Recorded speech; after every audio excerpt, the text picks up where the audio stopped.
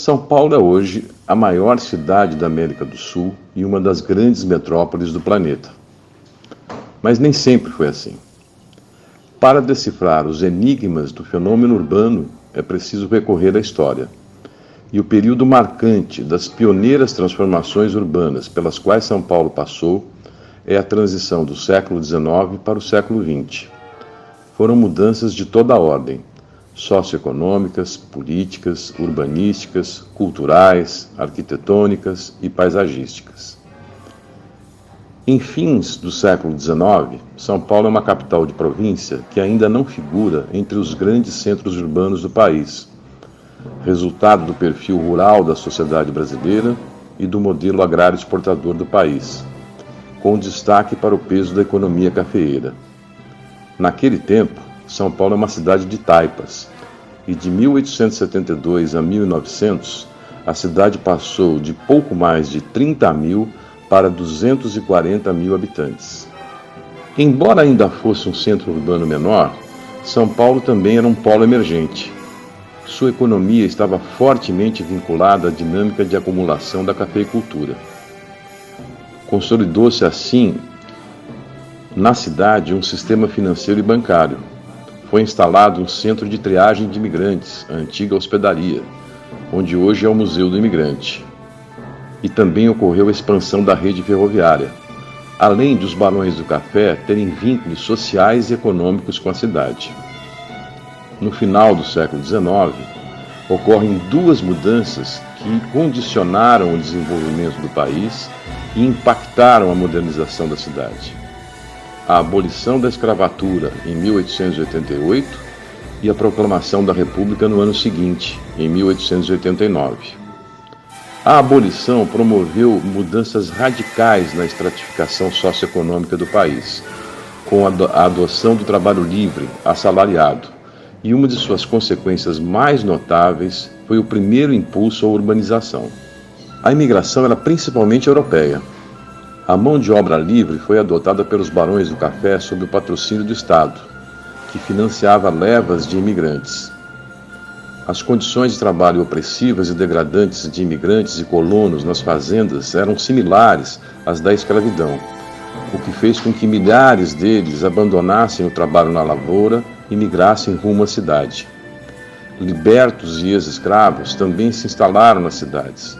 Identificaram no trabalho uma fonte de opressão e exploração. Daí o seu desamor pelo trabalho.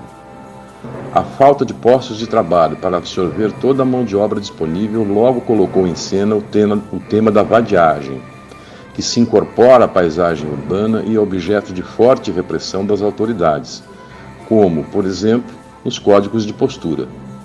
Nesse contexto, o cortiço se apresenta não só como local de moradia, mas como espaço de confinamento social da população pobre da cidade.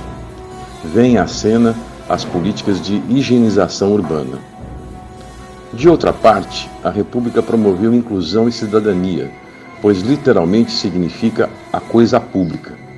Mas o pacto oligárquico da Primeira República, a República do Café com Leite, consolidou um sistema no qual as oligarquias regionais reproduziam em escala nacional o poder político e econômico de que desfrutavam no território regional, nas províncias.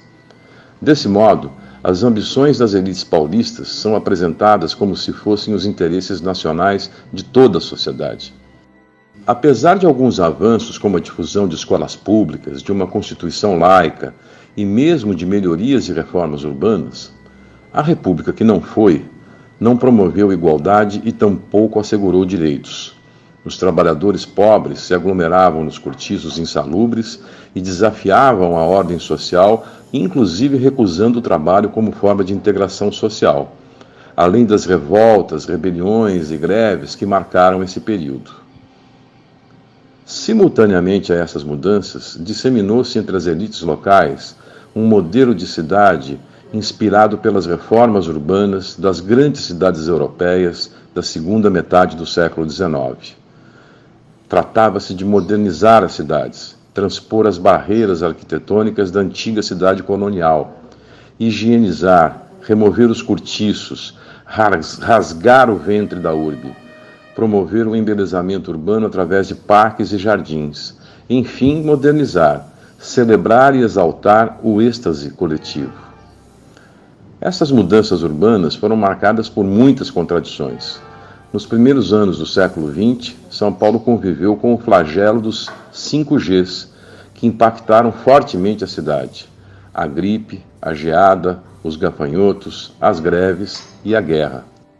Mas a cidade também foi palco da Semana de Arte Moderna, em 1922, e de importantes inovações arquitetônicas e urbanísticas, como o Viaduto Santa Efigênia, construído em ferro importado e inaugurado em 1913, o Viaduto do Chá, o primeiro da cidade de fins do século XIX, ou ainda do Teatro Municipal, inaugurado em 1911 e projetado pelo escritório de Ramos Azevedo, em colaboração com os italianos Claudio Rossi e Domiciano Rossi. Seu estilo é profundamente inovador para os padrões locais e se inspira na Ópera de Paris. Além disso, a ferrovia Santos-Jundiaí começou a operar em 1867 e a atual Estação da Luz entrou em uso em 1901, tendo sido sua terceira construção. Marco inovador do capitalismo industrial, a ferrovia encurta distâncias e dissemina como modal de transporte e escoamento da principal commodity nacional, o café. A partir do momento que a ferrovia vence o mais complexo dos trechos, aquele da Serra do Mar, com mais de 700 metros de altitude, os trilhos podem avançar ainda mais facilmente para as novas fronteiras do Oeste Paulista, devido ao menor custo garantido pelo relevo favorável.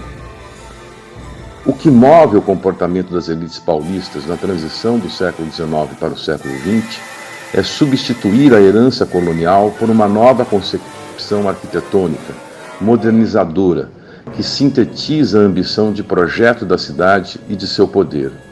Essa tendência ganhou expressão em uma estética bastante diversificada, eclética, que, por definição, mistura vários estilos e linguagens. História, economia e industrialização se entrecruzam e estimulam a transição do estilo colonial, associado ao atraso e ao passado, para uma arquitetura eclética, modernizadora. E assim se articula a todo o contexto urbano, que deveria ser reticulado, limpo, enfim, higienizado.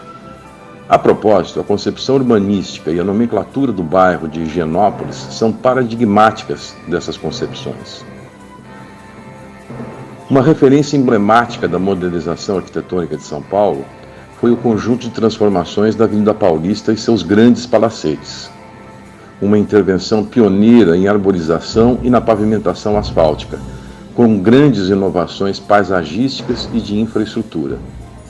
Mas não só os barões do café construíram seus casarões ali, como atesta o emblemático caso do Conde Matarazzo, ligado à atividade industrial, que mandou construir um dos mais eloquentes palacetes naquele lugar.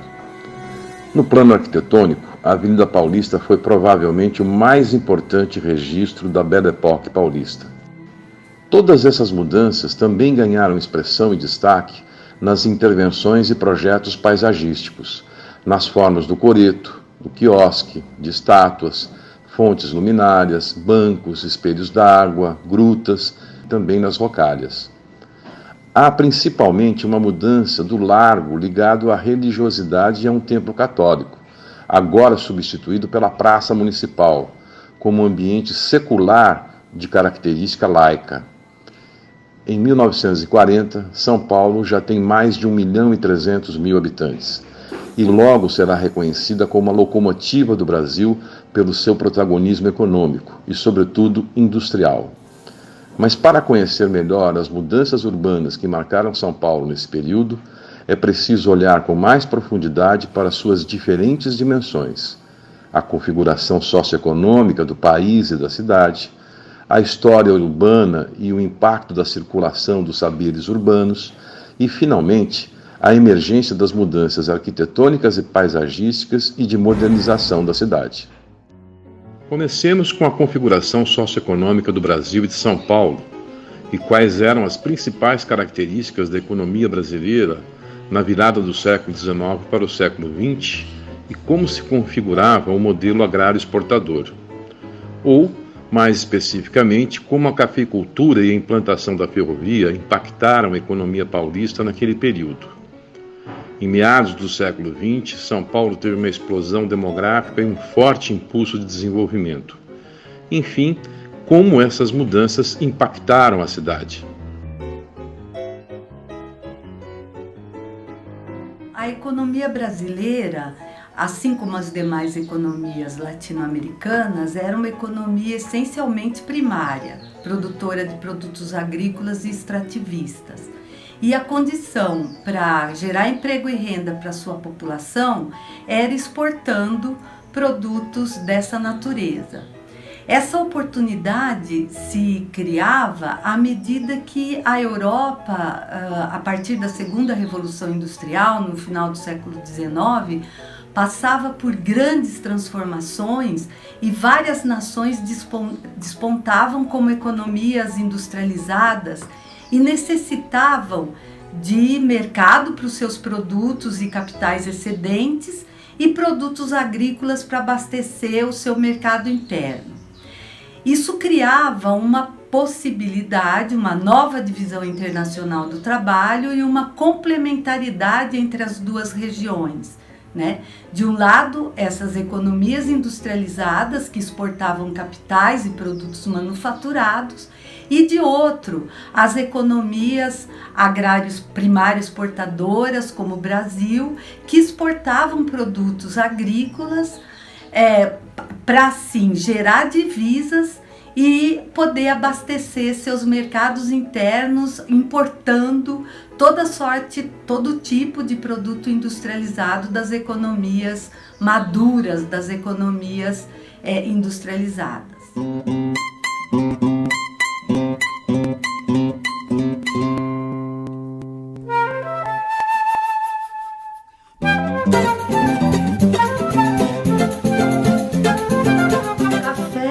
Foi o produto que o Brasil encontrou para se inserir no mercado internacional, exportando através das exportações que geravam divisas para o abastecimento do seu mercado interno.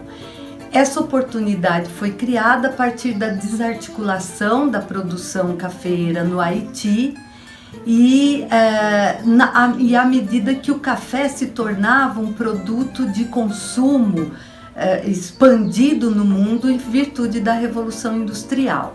A princípio, a produção cafeeira se localizou no Vale do Paraíba, utilizando recursos pré-existentes das economias decadentes do antigo período colonial, como a açucareira e a mineira, principalmente os capitais, pequenos capitais sobrantes e a mão de obra escrava.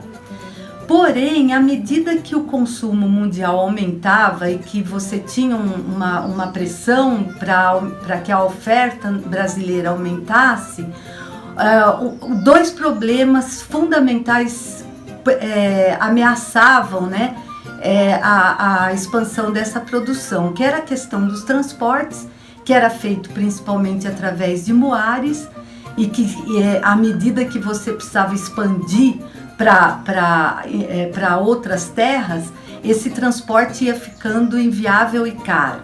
E a questão da mão de obra, que desde a proibição do tráfico em 1850 escasseava, já colocava como uma necessidade de solução. Bom, a solução veio com dois eventos, né, a partir de dois eventos. A grande migração, às vésperas da abolição da escravatura, que vai promovida pelo Estado, que vai resolver o problema da mão de obra escrava, né, da mão de obra na lavoura, através de um grande abastecimento com um fluxo grande de população europeia, e a introdução da ferrovia. A introdução da ferrovia foi muito importante porque a ferrovia, além de solucionar o problema dos transportes, ela é criadora de terras, né? Como como a literatura coloca. Ela permitiu a expansão da produção incorporando terras novas e mais produtivas, e cujo caminho foi o Oeste Paulista. Então, a partir da ferrovia, isso se viabilizava manter a produção cafeeira no seu formato, que é extensivo, né? Ela crescia incorporando terras e mão de obra.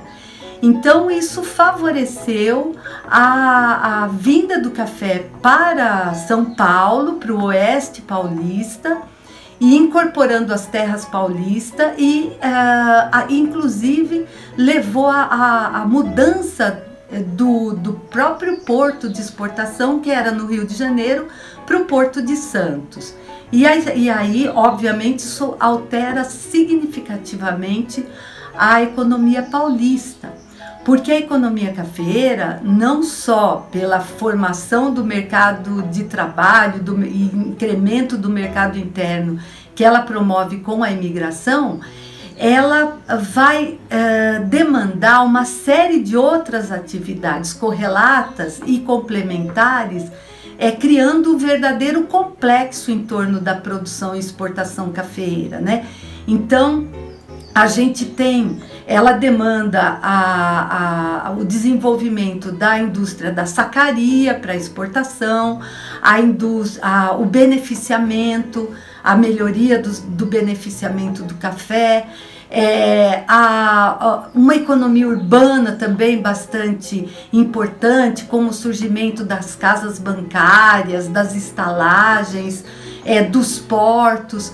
Então, ou seja, a economia cafeeira, a partir daí, ela potencializa todo o desenvolvimento urbano e agrícola, e mesmo agrícola, do estado de São Paulo.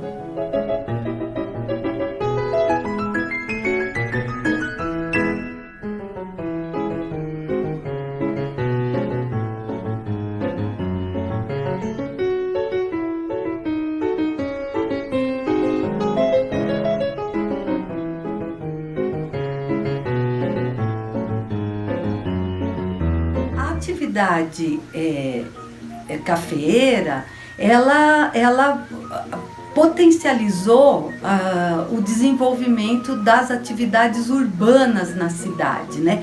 Não só a indústria correlata, demandante da própria indústria da atividade cafeeira, como a indústria da sacaria, do beneficiamento, mas também, à medida que ela dinamizava o urbano, ela atraía população para a cidade. Até porque o fluxo imigratório que veio para abastecer a lavoura, ele foi muito superior ao que a atividade agrícola demandava. E grande parte dessa população europeia imigrante não se adaptava à lavoura cafeeira e vinha para as cidades aproveitar as oportunidades que a cidade gerava. A própria vida urbana, motivada pela produção e exportação de café, também gerou um mercado interno que estimulou o desenvolvimento da indústria, de uma indústria principalmente de consumo não durável, né, para abastecer essa população urbana. Inclusive, a gente tem o surgimento da grande indústria têxtil no Brasil nesse período, já vem como grande indústria. São empresas como do Grupo Matarazzo que geravam tinham mais de 100 empregados, né? Então, essa dinâmica urbana, ela também era favorecida por um investimento, por uma modernização dos serviços urbanos, que também era favorecido pela entrada do capital estrangeiro nessas atividades, né?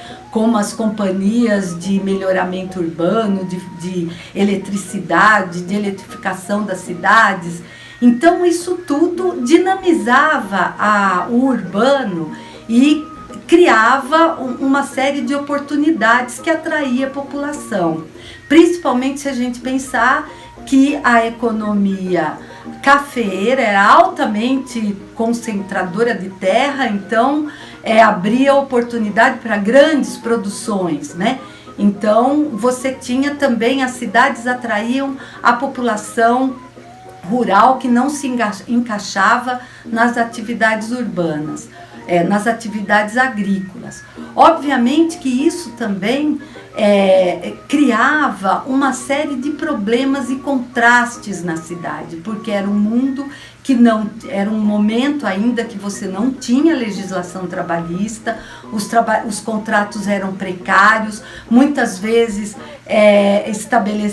você não tinha nem contrato por escrito, né? Então essa população ela ficava muito vulnerável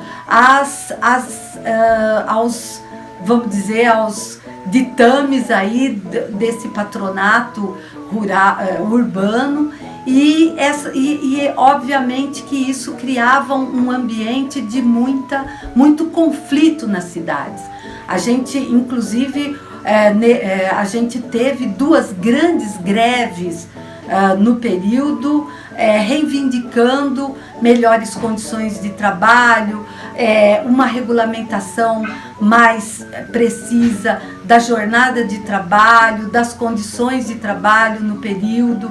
Então esses contrastes, essa situação criava um ambiente urbano extremamente precário, conflituoso e que se estende aí durante toda a década de 20. As intervenções dos planejadores e gestores urbanos no Brasil no início do século XX têm afinidade com a visão disseminada pelas reformas urbanas europeias da segunda metade do século XIX. A circulação desses saberes e a sintonia das elites brasileiras com as mudanças realizadas no velho continente formaram um entendimento sobre como deveria se dar a modernização das cidades brasileiras. Por isso mesmo, é fundamental saber como foram tratados os temas do controle social dos trabalhadores, da imagem negativa desse novo mundo industrial e como se deu a formação do resíduo social enfrentado nas cidades. Nas grandes cidades europeias se fez uma associação da pobreza à imagem das classes perigosas, produzindo a percepção de medo da multidão. Teria acontecido processo semelhante em São Paulo de meados do século XX por meio das políticas higienistas? Em que medida a preocupação em induzir famílias a novos hábitos pelo agenciamento do espaço modelar impactou a formação urbana de São Paulo? Bem, essas pesquisas inglesas e francesas, principalmente as inglesas, dos anos 1830 a 1850, expuseram para os pesquisadores, que eram médicos e também juristas, a necessidade de sanear as cidades e o quanto se perdia de vida de adultos em idade produtiva, o que levou médicos a exigirem a parceria dos engenheiros para intervirem no espaço físico das cidades. E a premissa prevenir é melhor e mais barato do que remediar passou a ser a grande premissa que se difundiu para outras dimensões da vida urbana. Então as pesquisas se desdobraram e trouxeram para o conhecimento da elite letrada a figura do resíduo social, produto das péssimas condições de moradias e também do trabalho nas fábricas. Ou seja, eram pessoas que não tinham mais condições nenhuma fisicamente de atuar no trabalho.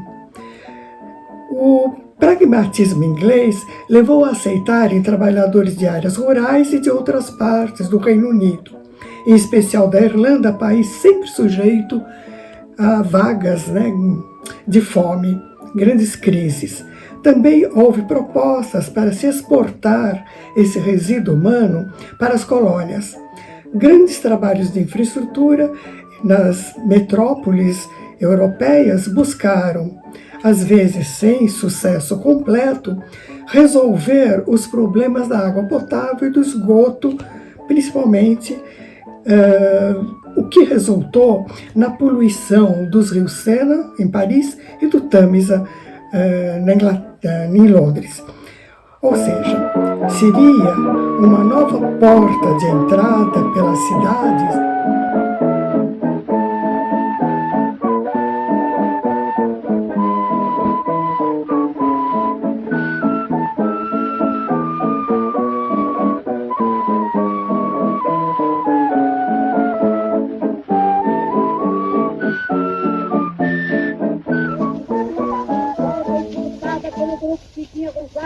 Disco da Casa Edson, Rio de Janeiro.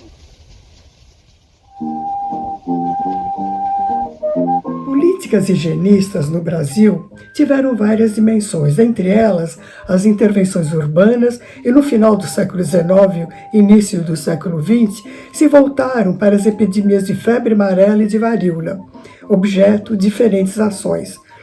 Em São Paulo, em 1893, uma equipe de médicos higienistas, eles todos estavam ligados à Câmara Municipal, né? Ele realizou uma vistoria nos cortiços do bairro de Santa Ifigênia, que é no centro de São Paulo, e diagnosticou as más condições das moradias, pátios imundos, sujeira nos cômodos e, no bairro em geral, charcos e águas estagnadas. A preocupação com a varíola foi mundial e no Rio de Janeiro deu lugar ao movimento antivacinista ou revolta da vacina contra a vacina obrigatória. E como eu já disse, há muita controvérsia em relação à forma como Oswaldo Cruz liderou essa campanha.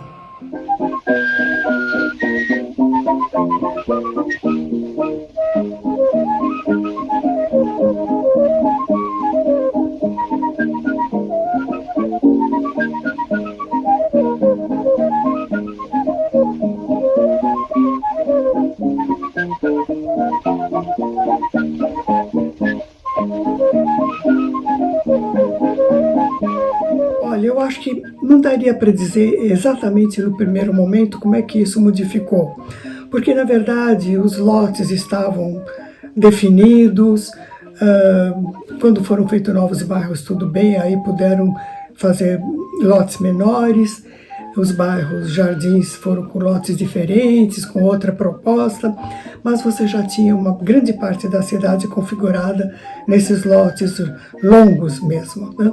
Eu lembro que na casa da minha avó, por exemplo, ela é construída em cima de 2 lotes de 7,5 metros por 50 de fundo, que era aquilo, que era o tipo de lote dentro, na parte central da quadra.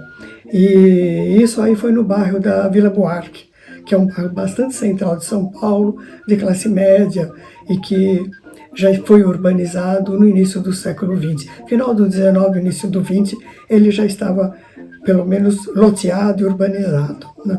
Então eu acho que houve essa tentativa, mas houve também, continuou tendo tentativas de burlar essa ideia de não construir nada nos fundos de lotes, porque tem muitas pesquisas, eu tenho orientandos que fizeram pesquisas sobre isso, mostrando que, a despeito da proibição, continuou se construindo essas casinhas, né, que eram verdadeiros cortiços na parte de trás dos lotes, e também a gente teve muito cortiço. Eu acho que grandes casarões foram abandonados nessa região mais central da cidade e foram transformados em cortiços, tá? Eu acho que, nesse sentido, a gente poderia pensar mais ou menos nessa questão de como se configurou urbanamente, urbanizadamente, essa área central da cidade. As mudanças operadas na paisagem urbana e nos espaços públicos de São Paulo também sofreram um deslocamento territorial e não mais se restringiram à tradicional colina histórica, disseminando-se por outros espaços. Como teriam transcorrido essas mudanças? Um aspecto importante a destacar é que, em fins do século XIX e começo do século XX, o Jardim da Luz, antigo horto botânico localizado ao lado da Estação da Luz, foi reformulado, trazendo novos equipamentos e repertório vegetal. Quais seriam as referências paisagísticas presentes nessas transformações? Em que medida essas intervenções teriam servido de modelo para outras criações e reformulações de espaços públicos de São Paulo. Finalmente, é importante lembrar e mencionar que São Paulo criou outros espaços públicos emblemáticos, como os parques do Anhangabaú e da Várzea do Carmo, em diferentes regiões da cidade. Quais seriam as originalidades e os impactos desses equipamentos quanto à sua inserção, programa e repertório vegetal? Até o terceiro quartel do século XIX, São Paulo era apenas um aglomerado de ocupações, basicamente concentradas na colina histórica, formada pelos córregos do Anhangabaú e do Tamanduateí, e limitada por eles. Para além desses vales dos córregos, nós encontrávamos chácaras. Nos últimos 25 anos do século XIX é que a cidade se estendeu horizontalmente, não só vencendo os dois vales da colina histórica, como também se espraiando até o rio Tietê, ao norte, acompanhando a ferrovia a leste, no sentido estrada para o Rio de Janeiro, e ao longo da margem esquerda do rio Tamanduateí, formando o Ipiranga, a estrada para Santos. E a oeste, de um lado, seguindo a ferrovia, e do outro, dirigindo-se ao Caaguaçu, que era o espigão divisor das águas das bacias do rio Pinheiros e Anhangabaú. E esse divisor nada mais é do que a Avenida Paulista. A área ocupada e valorizada da cidade, ou seja, a área efetivamente construída, com edificações, era aquela contínua na chamada meia légua, que compunha o patrimônio municipal. O patrimônio municipal era a terra destinada pela Câmara para doação de datas, para a construção de casas e a configuração da cidade propriamente dita. Essa área já tinha um valor ampliado e era uma verdadeira reserva de urbanização, era um estoque fundiário. Basta observar um mapa de final do século XIX, onde se nota claramente a colina e um corolário formado por um tecido urbano contínuo que outrora fora o cinturão de chácaras. Esse tecido contínuo alcançava 1.500 metros, cerca de 1.500 metros, a partir do marco histórico, correspondendo exatamente ao termo municipal. Então, na passagem do século XIX ao XX, São Paulo já está claramente colocada como centro financeiro da economia que dirigiria o país por 3 décadas e, com isso, com um tecido urbano já anunciado de expansão contínua e galopante. Nessas áreas já se notam novas paisagens feitas de terrenos mais amplos que os da colina, com casas agora de alvenaria, de tijolos e recuadas dos limites do terreno, e onde o tratamento com jardins frontais e laterais começava a aparecer, com mais ou menos destaque dependendo das dimensões desses terrenos. O pomar ao fundo, o pomar, a figura do pomar é bem mais antigo do que isso, e vai perdurar enquanto o tamanho do lote assim o permitir. O jardim propriamente dito é uma novidade do último quartel do 19. Jardins de casas, jardins nos espaços públicos vão se multiplicar. Plantas para adorno, demonstração de progresso e civilidade, uma nova ideia de cidade estão chegando. Os jardins nas casas e nas praças e nas ruas mudaram a fisionomia e o caráter dos espaços abertos da cidade nessa passagem de século. O Jardim da Luz foi o primeiro jardim público na cidade e era uma espécie de piloto, onde se testaram e inauguraram inovações em tratamento de espaços livres públicos. Ele funcionou como horto, como zoológico, ainda que por um curto período, e como espaço de experimentação botânica, arte pública e equipamentos de recreação, guardadas as devidas proporções conceituais do que fosse recreação. O Jardim da Luz também recebeu as novidades europeias em verde urbano, como árvores, arbustos, folhagens ornamentais e arranjos paisagísticos em voga na Europa, sobretudo Paris, que era o modelo urbano dessa época. Mobiliário, esculturas, pontes, rocalhas, luminárias, passeios para ver e para ser visto, espaços de celebrações e apresentações musicais. Algo como um piloto do que depois apareceria em outros espaços públicos, em outras praças e os primeiros parques públicos da cidade. A partir do início do século XX, a Luz e a República, no Centro Novo, Anhangabaú, acompanharam a introdução de novos repertórios vegetais na cidade e foi a partir deles que se espalharam para outros espaços. Os parques foram para São Paulo uma solução para várias questões. Uma delas era sanear e gerar valor à várzea, né? Criando um parque, nivelando um solo encharcado, resolvia-se o problema da várzea ameaçadora. Ela era ameaçadora tanto por estar tão próxima de áreas de valor alto de venda para residência, para comércio, quanto por ela mesma poder gerar esse valor e tornar a cidade mais atrativa para novos investimentos.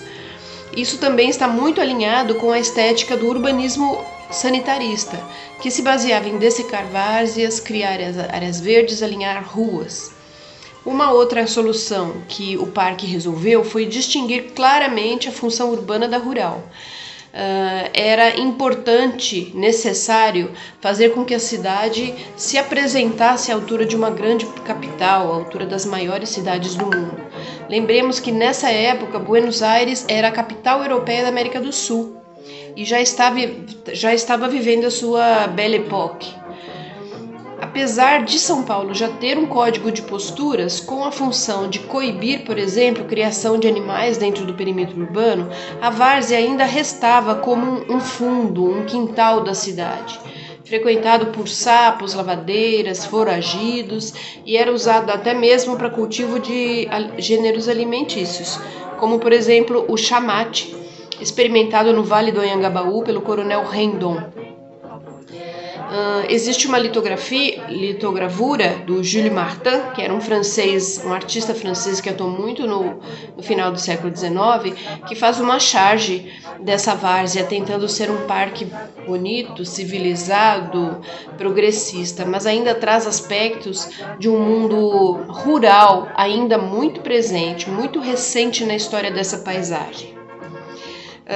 Os parques do Carmo e do Anhangabaú substituíram o aspecto rural daquelas várzeas miasmáticas e a intenção era dotar esses espaços de atributos indiscutivelmente urbanos, mobiliário, iluminação, edifícios de alto valor simbólico em volta, em uma cidade que se desejava bela e à altura das mais conhecidas capitais do mundo.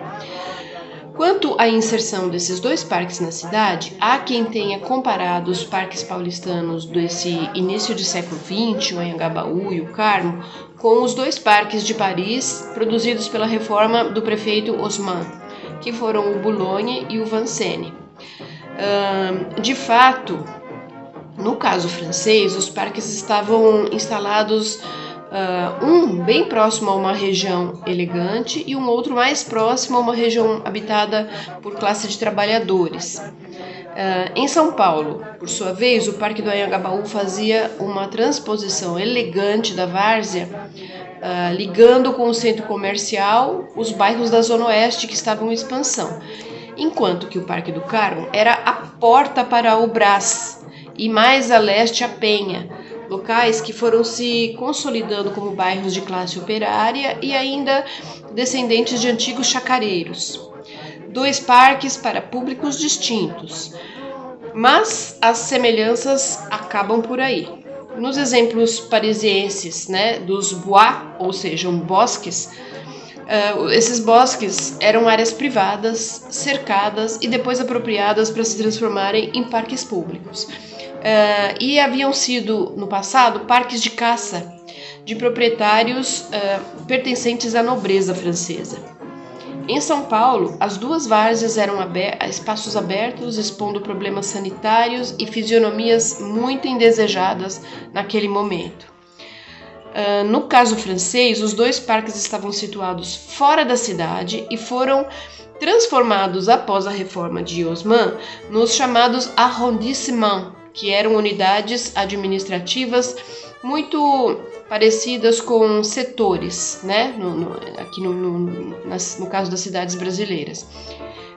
No caso de São Paulo, o caso do Parque Anhangabaú e Carmo, esses parques estão junto ao centro e estavam atuando como limitadores da expansão da cidade. Quanto ao programa, o Anhangabaú pareceu desde o início se destinar a compor e comportar expressões simbólicas de Fausto, de riqueza, de elegância. À volta desse parque se ergueram chamados palacetes prates, do conde de mesmo nome, com elegantes arquiteturas ecléticas projetadas por Samuel das Neves, que era o engenheiro construtor contratado pelo governo do estado. E essa obra foi uma obra financiada pelo governo do estado. Os palacetes estavam na esplanada do Anhangabaú e pela primeira vez davam frente para o vale, como que reverenciando o parque. Outro edifício muito importante nesse lugar foi o Teatro Municipal, que era uma réplica do Ópera de Paris. As palmeiras imperiais cercavam o teatro, dando-lhe notoriedade, verticalidade e expressão monumental. Na Várzea do Carmo, o parque efetivamente implantado veio a abrigar o edifício do Palácio das Indústrias, que era um edifício feito para exposições de produtos da indústria paulista. Esse edifício foi projetado por Domiziano Rossi, um arquiteto colaborador do escritório de Ramos de Azevedo, e se inspirava no Palazzo Sforzesco, italiano. Era um edifício destinado a exposições, que era uma tipologia arquitetônica bastante corrente no século XIX na Europa inteira e Estados Unidos, e foi pensado para dar divulgação aos produtos da indústria e da agricultura paulista. Mas também abrigou por vários anos os ateliês de escultores como Oliane e o próprio Brecheret. Então, 1922 foi o ano da celebração do centenário da independência e, para homenagear, o parque compôs um eixo monumental com o Museu do Ipiranga, num exercício paisagístico de escala monumental, como nunca se tinha visto em São Paulo.